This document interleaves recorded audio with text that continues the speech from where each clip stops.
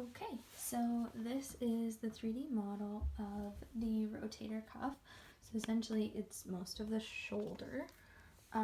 So I'm trying my best to get everything in view. I decided to do a video and pictures so you could kind of see. The pictures didn't clearly kind of show the labels, and I figured if I videoed you would be able to see a little bit better.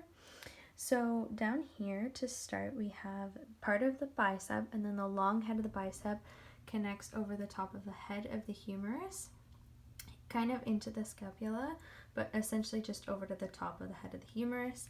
Then we have the humerus, which is the white long bone here.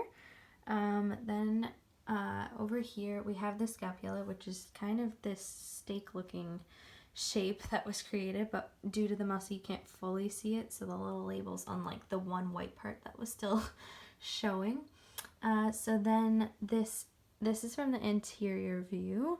So this is the subscapularis muscle that covers all of the scapula, and the gray part here is a subscapularis tendon, which covers kind of over the joint, which is the glenoid cavity where the head of the humerus fits into.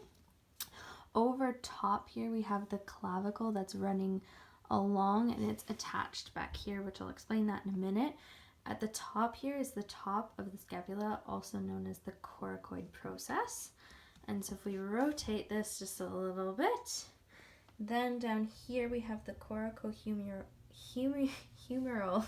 ligament, which attaches to the head of the humerus to the coracoid process, as well as the, oops, it's heavy, the coracoacromial ligament, which attaches from the coracoid process to, now we're at the posterior view, to the acromion. So that's that ligament that extends between the two of those there. So the acromion is attached to the clavicle, which is that white thing running along there.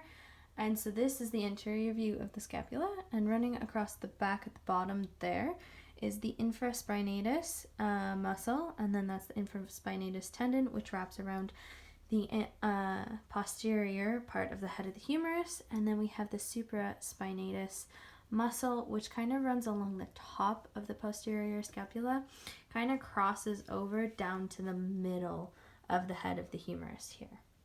And so this is the before any injury, tear, or anything has taken place view, and that's it all together.